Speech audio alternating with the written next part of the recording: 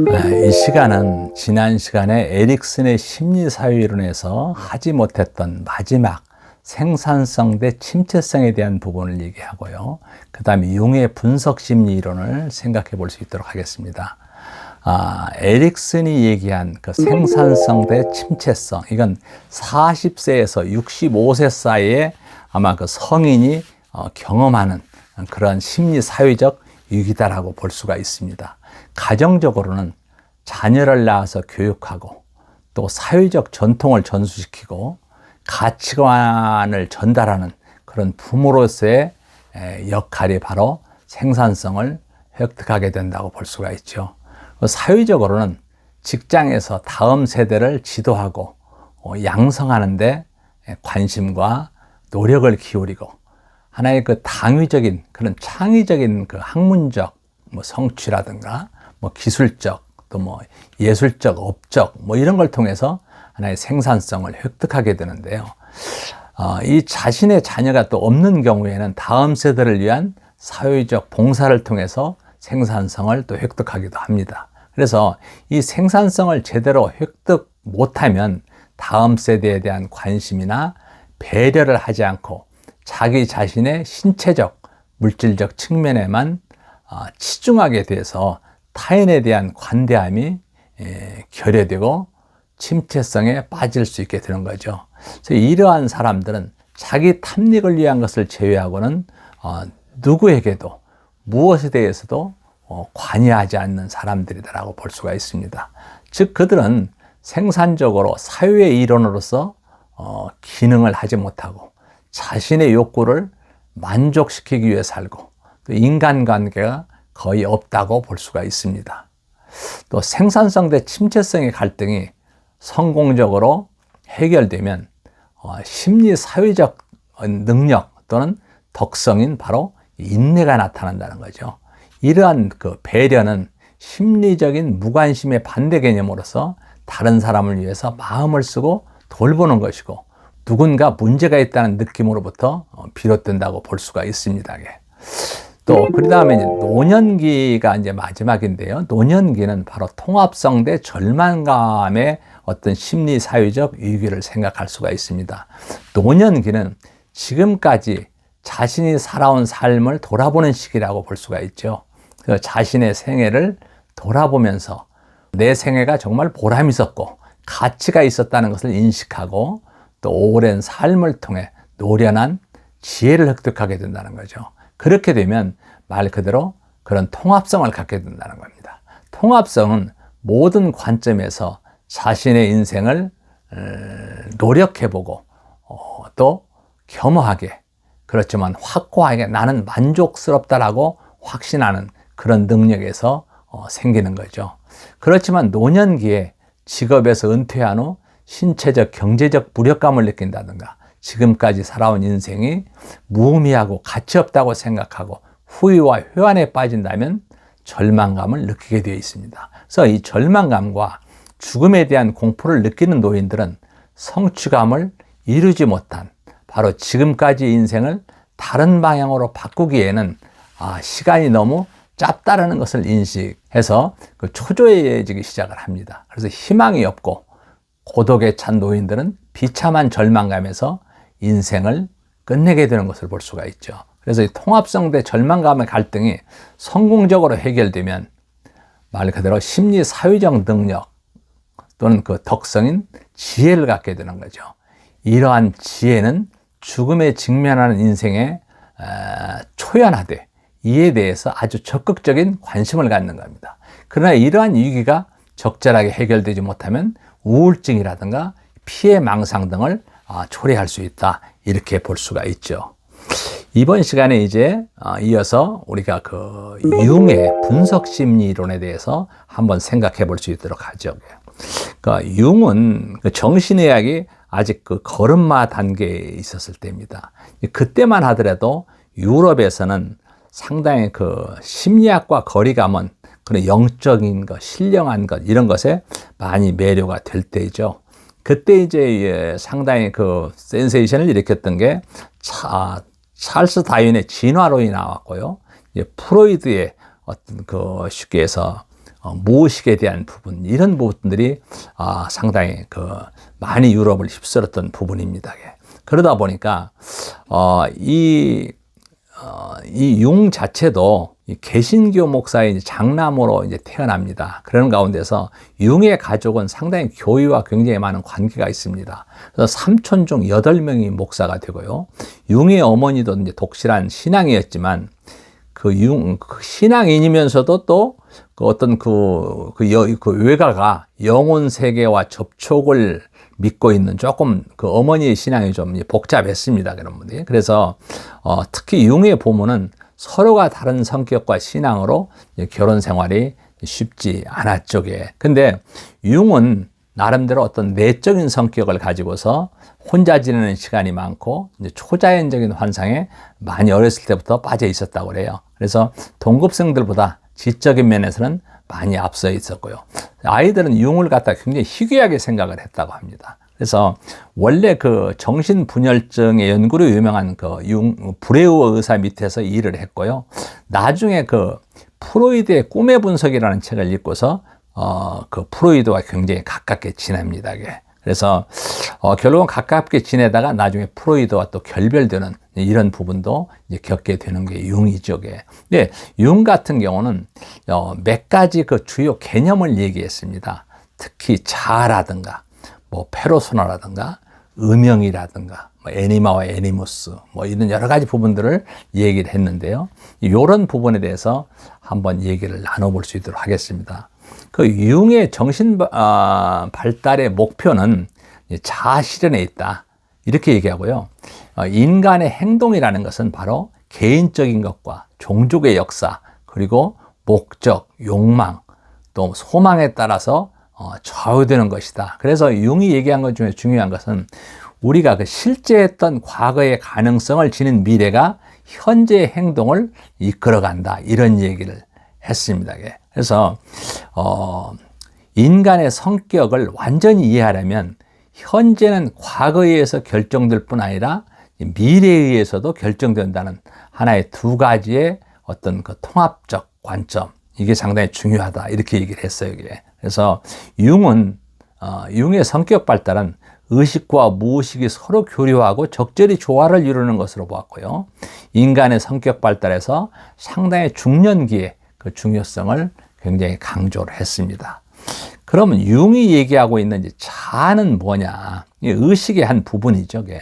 자아는 내 마음속에 있는 나다. 그래서 나의 감정을 표현하고 현실 생활을 선택하는 하나의 집행자다. 우리가 프로이드에서도 얘기했죠. 그래서 자아는 우리가 의식하는 그런 감정이나 생각, 기억, 언어, 지각, 이런 걸로 구성되어 있다는 거죠. 그래서 자아는 의식되는 정신이다. 정신 하나의 마음이다. 의식은 자아에 의해서 지배된다는 거죠.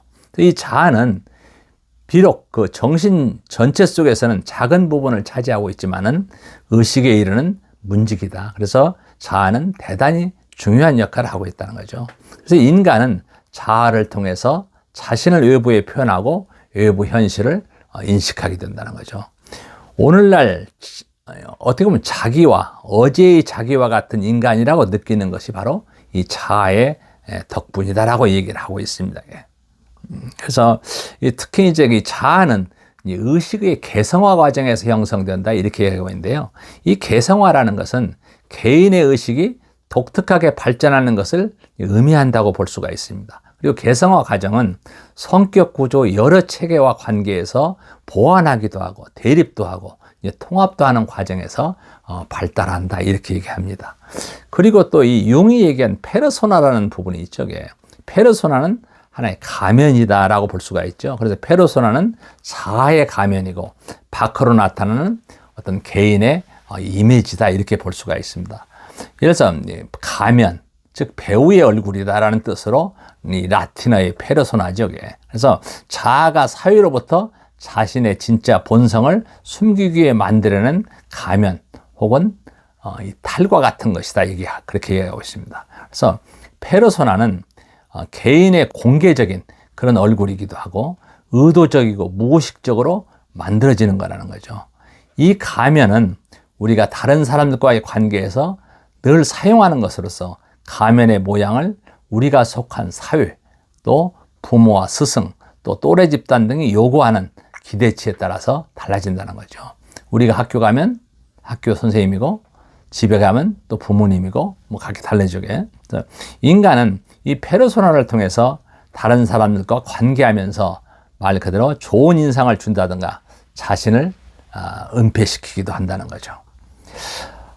그래서 이 페르소나 자체가 예를 들어서 겉으로 표현된 페르소나와 내면의 자기와 너무 불일치하게 되면 표리부동한 이중적인 성격으로 사회 적응에 곤란을 겪게 될 수 있죠.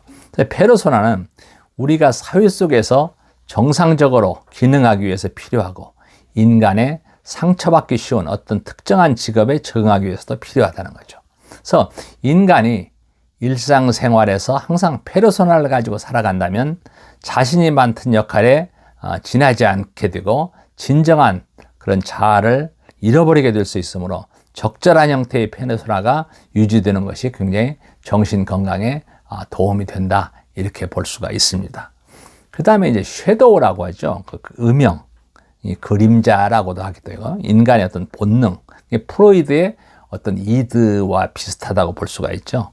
이 음영은 인간이 가진 본성의 어두운 면이라고 얘기합니다. 그래서 우리 자신이 볼 때 열등하고 야만적인 면이라고 할 수가 있죠. 그래서 자아는 이러한 음영의 모습을 자신의 인격으로부터 숨기기에 급급하지만 사실 음영이 반드시 나쁜 것만은 아니라는 거죠. 왜냐하면 인간이 자기 내부의 음영을 적절하게 받아들이면 인간의 정신 내부에 있는 의식과 또 무의식의 영역을 적절하게 통합할 수 있다는 그런 장점도 있기 때문이라는 겁니다. 그래서 음영의 원형은 인간 성격의 기본적인 어떤 동물적인 그런 본능으로 이루어진다고 볼 수가 있습니다. 그래서 음영은 인격의 무의식 영역에 포함되는 어떤 나약함이고 또 여러분들 잘 알겠지만 그 지킬 박사와 하이드처럼 당사조차도 인정할 수 없는 인격의 다른 측면들이다, 이렇게 볼 수가 있죠. 그리고 자아와 음영은 서로 균형을 이루는 한 쌍이 되어서 함께 작용하고 융은 이를 두고 자신의 직관적 성격과 연결을 시키고 있습니다. 융은 인간 사이에 일어나는 모든 갈등은 바로 음영 투사로 인해 생긴다고 봤습니다. 대부분의 그 음영은 인간이 어둡거나 사악한 측면을 나타내기 때문에 이제 긍정적인 자기상과는 상당히 상반된다, 이렇게 볼 수가 있죠. 음영을 사회적으로 나쁘다고 생각되는 면도 있지만 어떤 면에서는 어떤 생명력, 창조적인 그 원천, 이런 것들이 이제 되기도 한다라는 측면에서 우리가 생각할 수 있습니다. 또 하나는 그 애니마와 애니무스에 대해 생각해 볼 수가 있는데요. 애니마는 어떤 그 남자의 어떤 남자 안에 있는 그 여성적인 측면, 애니무스는 여성 안에 있는 남성적인 측면을 얘기할 수 있죠. 그래서 융은 인간의 본질은 바로 본질적으로 양성동물이다, 이렇게 얘기를 표현했습니다. 그래서 인간이란 생리적으로 남성과 여성 모두 양성의 호르몬을 분비하고 있고 생리적인 측면에서도 남성과 여성 모두에게 양성이 특성이 존재한다, 이렇게 믿고 있습니다. 이러한 양성과 관련해서 융은 남성 내부에 무의식적으로 존재하는 그런 여성 요소를 애니마라 했고 여성 속의 남성 요소를 애니무스다, 이렇게 얘기를 했죠. 그래서 애니마는 구체적으로 비이성적이고 합리적이고 감정적인 심리 경향을 대표하며 관계 기능을 중시하는 반면에 애니무스는 말 그대로 사물을 관계 관점에서 보지 않고 보다 냉정하고 객관적으로 바라보고 인간의 감정보다는 바로 논리성의 관점에서 바라보는 능력과 연관된다고 볼 수가 있죠. 융에 의하면 말 그대로 애니마와 애니무스는 남성과 여성이 원시 시대부터 가졌던 어떤 종교적인 소산들이다, 이렇게 얘기를 하고 있습니다. 그래서 남성은 오랫동안 여성과 함께 생활함으로써 여성화되고 또 여성은 남성과 함께 생활함으로써 남성화되어 온 것이라는 거죠. 그래서 남성은 자신의 내부에 존재하는 그런 애니마의 덕택으로 말 그대로 여성을 이해할 수 있고 여자는 애니무스 덕분에 남성의 성질을 이해할 수 있게 된다는 얘기입니다. 그래서 남성에게 있어서 하나의 자아와 애니마, 여성에게 있어서 자아와 애니무스는 서로 보상관계를 갖는다는 거죠. 근데 융에게 있어서 애니마와 애니무스는 여성성과 남성성의 근본적인 원형이다 이렇게 할 수 있고, 여성적 특성을 에로스의 원리로 설명하고 남성적 특성을 로고스의 원리로 설명하는 것을 볼 수가 있습니다. 그래서 원형은 근본적으로 집단적인 성격을 지니고 하나의 그 영적인 경험의 근본적인 형태로서 여러 민족과 시대에 걸쳐서 이루어진 그런 공통적인 것이다 이렇게 얘기할 수 있습니다. 그래서 애니마와 애니무스의 원형은 사회적으로 형성된 각 성의 반대 측면이다 이렇게 얘기를 할 수가 있습니다. 그 다음에 이제 우리가 개인적 무의식이라는 게 있는데요. 융은 이 무의식을 두 가지로 구분했습니다. 개인적 무의식과 집단적 무의식으로 구분했죠. 그래서 말 그대로 이제 그 개인적 무의식은 어떤 인식에 접해 있는 부분으로서 프로이드의 어떤 전의식과 개념과 좀 비슷하죠. 그러니까 조금만 노력하면 의식화될 수 있는 인간의 망각된 경험이나 감각 경험 이렇게로 구성된다고 볼 수가 있습니다. 개인적 무의식은 정서적 색채가 강한 관념과 행동적 축척이라고 하는 그런 콤플렉스를 중심으로 모여 있다고 볼 수가 있습니다. 이 콤플렉스는 개인의 사고의 흐름을 방해하거나 의식의 질서를 일시적으로 혹은 장기적으로 교란시키고 감정적으로 동요하거나 흥분하게 만들고 강한 부정적 정서를 경험하게 하고 이들을 표현하게 만드는 이런 것들은 컴플렉스라고 얘기할 수가 있죠. 그런 문제.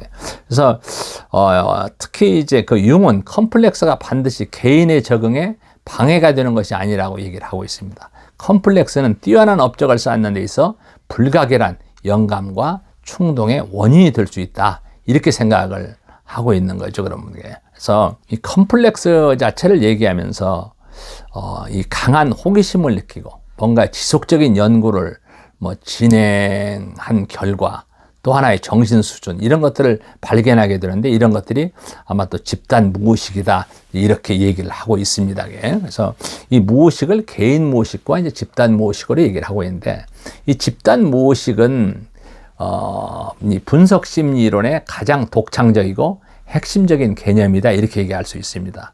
이 집단 무의식은 바로 개인적인 경험이 아니라 사람들이 인류의 역사와 문화를 통해서 공유해온 어떤 정신적인 자료의 저장소다 이렇게 볼 수가 있습니다. 그래서 이 개인에게 주어진 많은 심리적 재료 가운데 상당수의 것들은 완전한 자각의 수준에 도달하지 못한 채 의식의 이면인 무의식의 영역으로 이동되어서 저장이 된다는 거죠. 예를 들어서 인간 정신은 개인의 과거와 연결되어 있을 뿐만 아니라 조상의 과거, 나아가서는 인류 종족의 전체의 먼 과거와도 연결되어 있다 이렇게 보는 거죠. 따라서 집단 무의식은 인간의 세계와 유전의 그 관계 이런 걸 통해서 하나의 인간에게 공통적으로 전수되어진 심리적 바탕이다 이렇게 얘기할 수 있습니다. 그 다음에 자기라는 말이 있는데 융은 바로 인간의 마음이 가장 완전한 인격의 통일에 달성할 상태를 자기라는 원형으로 불렀고 의식의 중심부인 자아와 구별을 했습니다. 그래서 이 자기는 의식과 무의식을 포함하는 하나의 전인격적인 중심이다 이렇게 얘기하죠. 그래서 이런 따로 그 자기에 대한 부분을 얘기를 했습니다. 그래서 융에 의하면 의식 안으로 통합되지 못한 무의식은 바로 인간의 마음의 성장 과정에 아무런 도움이 되지 못할 뿐 아니라 오히려 인간 정신에 중대한 위협으로 나타나거나 해로운 영향을 끼칠 수밖에 없다 이렇게 해줘요. 그래서 이 자기라는 건 말 그대로 무의식을 자아에게 전달하는 역할이다 이렇게 할 수 있죠. 그래서 자아는 의식밖에 볼 수 없기 때문에 의식을 전부라고 얘기고 의식 판단에 따라 행동한다. 그래서 무의식과 단절되어 있는데 이때 무의식은 끊임없이 꿈과 사건을 통해서 자아에게 자신의 존재를 알리려고 하는 이런 부분들이죠. 그래서 결정적인 요인은 언제나 의식이고 그래서 이 자기라는 것은 바로 삶의 의미를 찾아가는 어떤 부름이다라고 얘기를 할 수가 있다라고 볼 수가 있습니다. 그래서 융은 바로 마지막에 이 자기에 대한 부분을 많이 강조를 했던 부분을 볼 수 있습니다.